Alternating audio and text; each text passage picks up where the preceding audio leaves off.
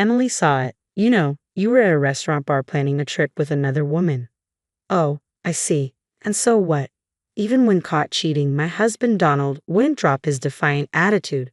In a moment, what we had built over 15 years crumbled away.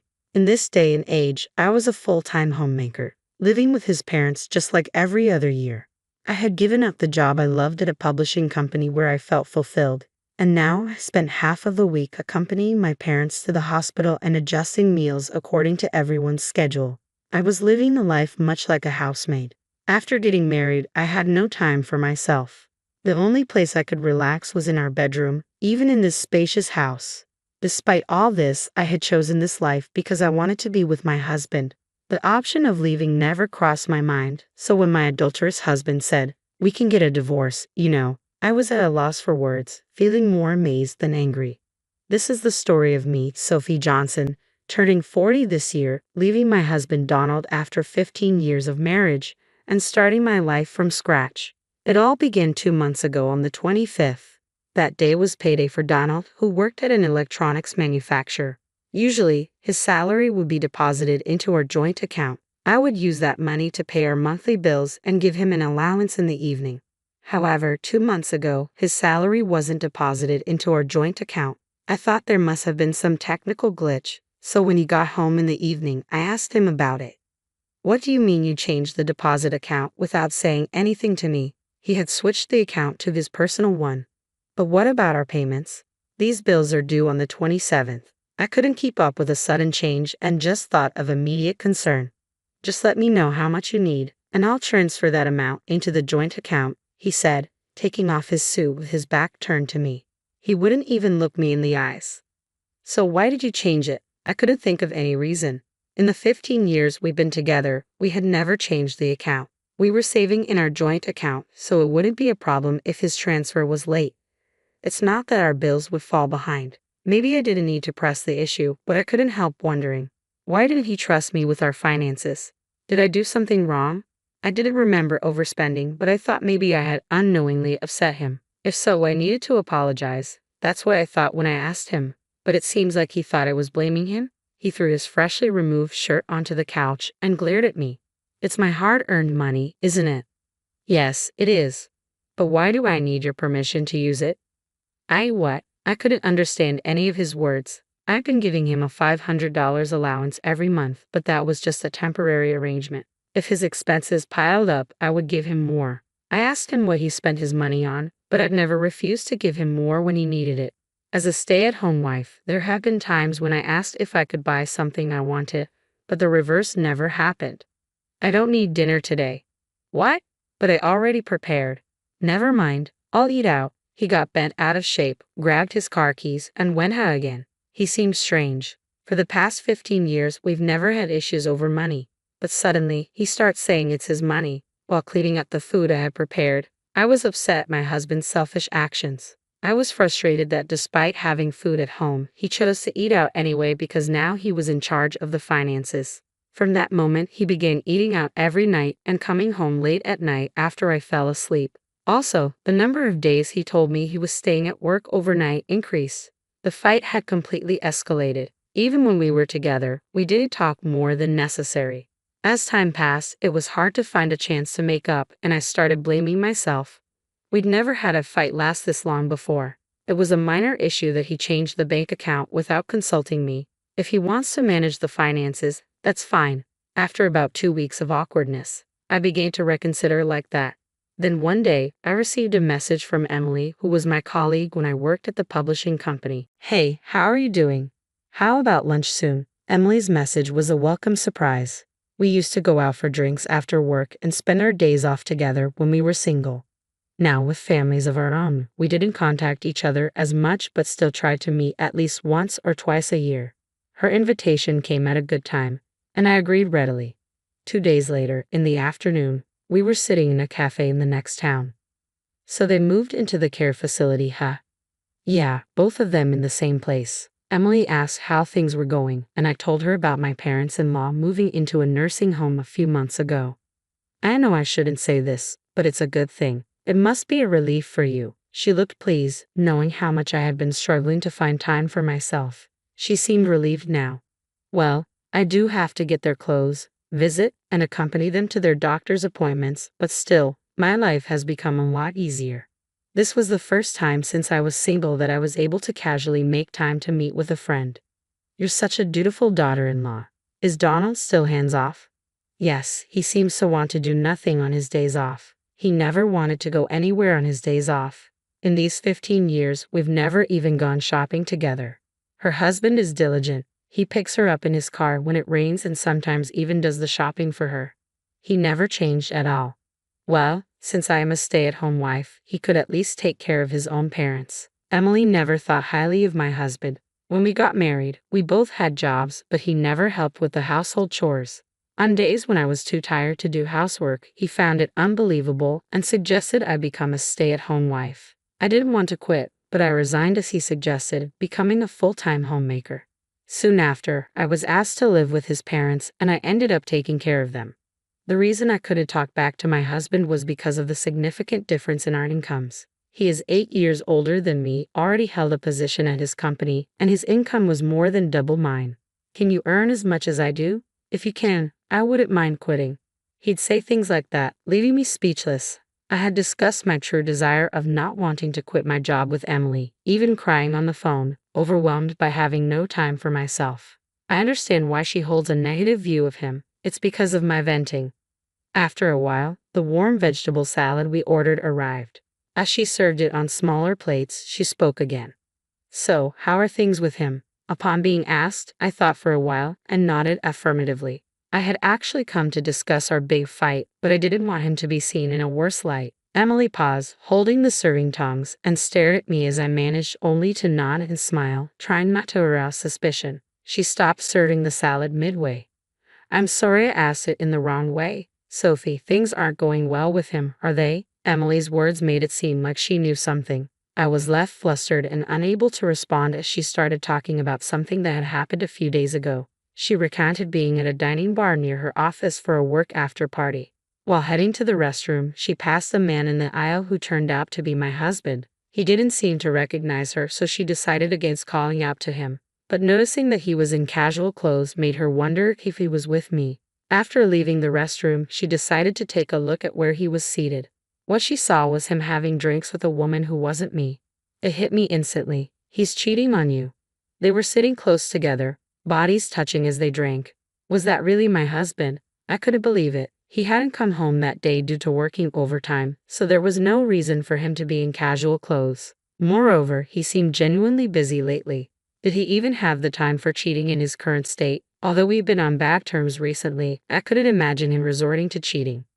I just don't see him as that kind of person. Sensing my thoughts, she sighed and added, for the upcoming long weekend, he mentioned going to a place in Malibu. He was showing information about the accommodations on his phone and mentioned something about a prime-grade steak dinner. You could probably find the hotel if you search from there. She started searching for the hotel on her phone. While at the cafe, I was still hoping it was just her misunderstanding. However, as soon as I got home, I started looking through his clothes. I don't remember how many clothes he has, so I wouldn't know how many of what item were missing, but I did notice that 2 or 3 of his favorite clothes were missing. Until last year, he would immediately wear them after washing, and they were always at the front of the drawer when opened. But now, they were nowhere to be found, even after searching every corner, the back of the closet, and the drawers of rarely used cabinets, literally everywhere. The only thing that came to mind was him working overtime and even on weekends due to his busy schedule, telling me he had spent a night in the company's restroom because he missed the last train. As I stood in front of the closet, the sound of an incoming email came from my pocket. It was a message from Emily. The email included the URL of a hotel in Malibu. As I stood there in a daze, I slowly pressed the link and a stay plan with a dinner including prime-grade meat was displayed. I felt dizzy, like I was having a bad dream. There was a part of me that still wanted to believe in him, but not finding his favorite shirt was a huge blow. 2 days later, the Saturday before a long weekend, he was unusually at home, working with the TV on. I placed a cup of coffee near his computer and casually asked, I haven't seen you wearing your favorite t-shirt this year. Even though he hadn't taken his eyes off the display when I put down his drink, at this question, the sound of him typing on the keyboard suddenly stopped. Then he said, "Yeah, I'll wear it sometime. making a point of looking at me as he responded. That was unusual. For the past month since that payday, he had been distant, but now, when asked about his shirt, he was making eye contact. I looked for it but couldn't find it, I added, trying to gauge anything from his reaction. He replied, "Isn't it somewhere?" and then looked away, returning to his computer. His reaction made me feel suspicious. Despite mentioning his missing favorite shirt, he showed no signs of being troubled. Normally, in such situations, he would pretend to be troubled just to emphasize that I hadn't taken care of it properly, even if he didn't really need it. Last year, he kept complaining just because it hadn't dried due to the rain. Every change seemed suspicious when it came to him. I couldn't control myself. I had to keep digging until I got clear answers, even if it meant going too far.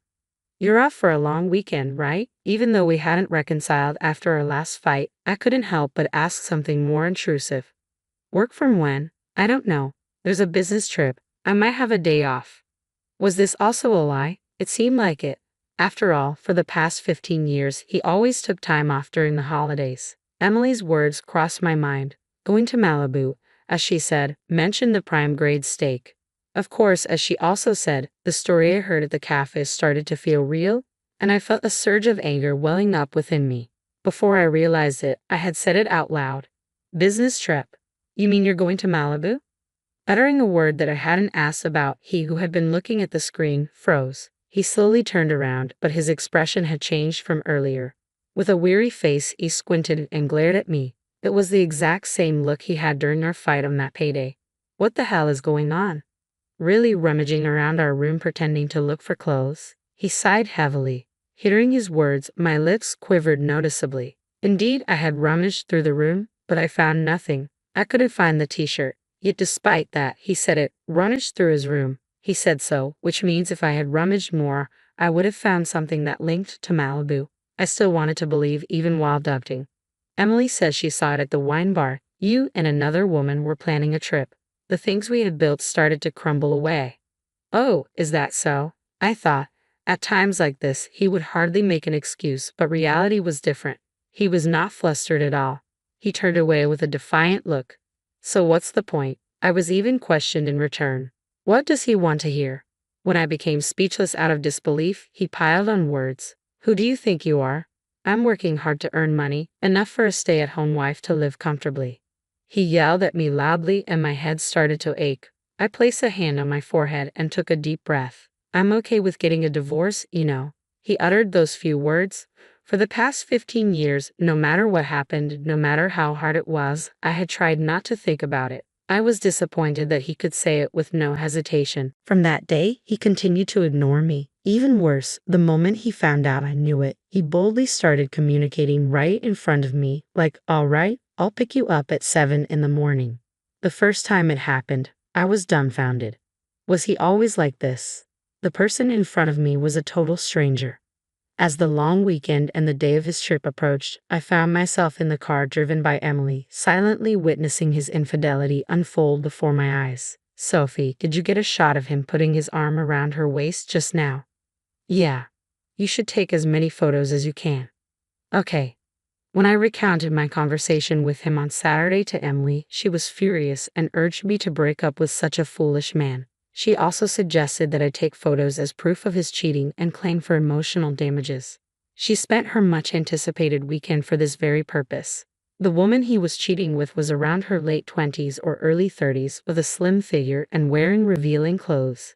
Did he have a thing for her long hair? He stroked her hair over and over with a gentle smile on his face. Since he left the house, I promptly followed and watched everything. From when he picked her up from her apartment, even when he stopped by a convenience store to buy breakfast together, to when they started walking arm in arm in front of the Monterey Bay Aquarium. Now, they just entered a hotel together. I took pictures of all of it with my phone, but each time I pressed the shutter, I pondered over what I was doing. I knew it, but seeing it with my own eyes made me really sad. But I didn't shed a tear. I just stared at his joyful face. That was my day. What do we do now? Shall we stay somewhere for the night? No, let's head back. It seemed she was planning to stay overnight, but I shook my head. I didn't want to waste the money I've saved by scrimping on such a thing. I thought our life as a couple had finally started after my in-laws had been placed in a nursing home. We hadn't been able to go on trips until now because we always took care of our parents first, but from now on, we wanted to create memories as a couple. The money I had planned to use for those times, I wonder if I just wasted 15 years. If I knew it would turn out like this, I wouldn't have married. If I knew I would go through this, I would have divorced him a long time ago. I shouldn't have had to endure and try so hard. Today, seeing his smile for the first time in a while, I wanted to redo those 15 years, though I wanted to cry. I couldn't help but keep sighing. She had been quietly listening, but suddenly she started the car engine and checked the time. What time is it now? After 3 o'clock. Then she made a call and smiled at me. Hey Sophie, let's move out right now. Ha! Hello, sorry to bother you during the long weekend. I appreciate your help. I was taken aback by her sudden proposal. She seemed determined to start something. Panicked, I shook my head at her while she was on the phone, but she ignored me and continued, saying, "It's all good." From that moment, Emily was full of energy. While driving, she used her car's navigation system to call various places and gather people to come to my house. About 3 hours later, we actually arrived home in the evening, about 2 hours after that, but within just 1 hour, all my belongings in the house were packed into cardboard boxes. It was truly unbelievable. I didn't want to talk about work since you didn't want to quit, Sophie, but I've transferred from a fashion magazine and now I'm the editor-in-chief of a local magazine. In the car, she made various calls to the moving company, real estate agency, and even to a lawyer who knows Donald. She expertly adjusted the schedule so that the Certus people's visiting times did not clash. I followed her instructions meticulously. Minute by minute, I packed only my valuables into a box, leaving the rest to be handled by the movers. The real estate agent introduced me to a house that could be moved into within a few days. Meanwhile, my belongings were sent to her house, and I ended up staying with her for a few days. After the truck packed with my things left, I was visited by a lawyer who provided advice on claiming alimony after divorce, guiding me towards the least burdensome method. I was amazed at how much could be accomplished in just a few hours. I knew she was a very proactive person from our time working together, but her efficiency was truly remarkable. However, as I looked around the now half-empty room, anxiety slowly began to creep in.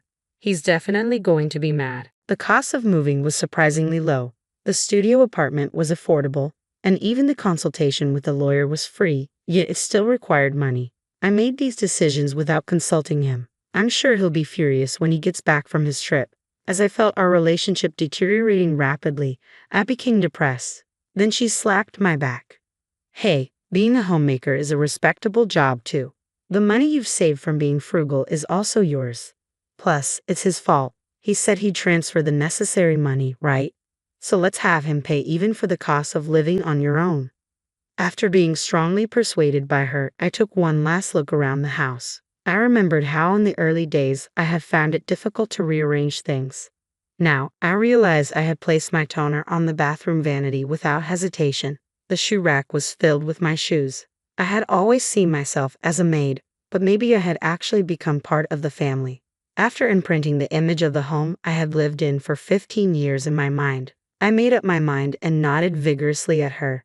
Then, on the last day of the long weekend, I left the house I had shared with him. I was still staying at Emily's place. "Where are you at?" I picked up the call from him with a trembling hand. He asked that with a grumpy voice. Without answering his question, I said the words Emily and I had decided on beforehand. "You said you were okay with a divorce, right? And that you would transfer the necessary money. I am divorcing you. Please provide for the cost of me living alone." "What? Stop talking nonsense and come back." He seemed to think this was just a runaway. I cut off his voice and spoke my final words. "Please have your new partner take care of your parents from now on. Thank you for 15 years. While he was still talking, I hung up. He called back several times, but I didn't pick up. I did feel guilty about how I ended things unilaterally like this, but looking back, I had always accepted his unilateral demands ever since we got married. So I tried to think it is fine, at least in the last moment. The following year was a whirlwind. I negotiated with him through a lawyer and finally secured a divorce with alimony and living expenses assured. Finding peace of mind was a struggle until I landed a job as an office clerk at a local factory, slowly building my life with my monthly salary. "Sophie, can you make the deadline this month?" "Yeah, I'll make it, but I think I'm going to barely make it by the deadline, so I don't have time to chat on the phone."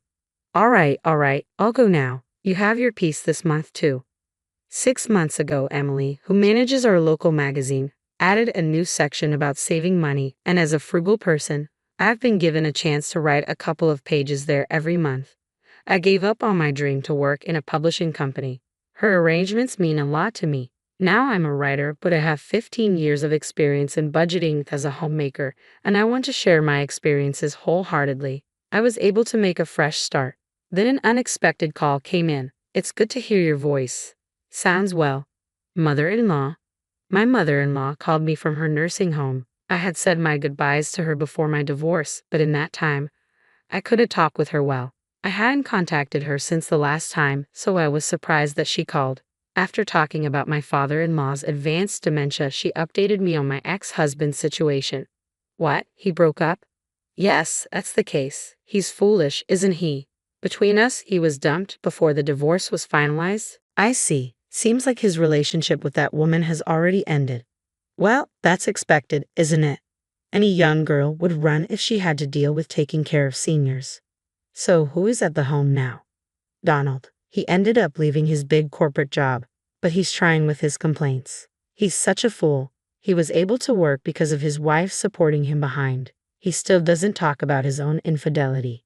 Sophie, breaking up with him was the right thing to do. My ex-husband hasn't changed, but it seems like he's struggling a bit. I found myself a bit relieved by hearing that. My usually stern mother-in-law chuckled and said, Sophie, thank you. I was planning to ask you to try again with him when I called, but your voice sounds so lively, so I decided not to ask. In the roughly 15 years we lived together, I'd never had such a long conversation like this with my mother-in-law. Our relationship wasn't bad, but it wasn't good either. I listened to her voice. I assumed this would be the last time I'd hear from her, and I savored every word. It turned out for the best, she said so sadly, and my tears welled up. It's been a year since my divorce. Everything has been going well, and I've managed to make a fresh start. However, I've always felt a lingering sense of regret. It's because I felt that I had wasted 15 years of my life.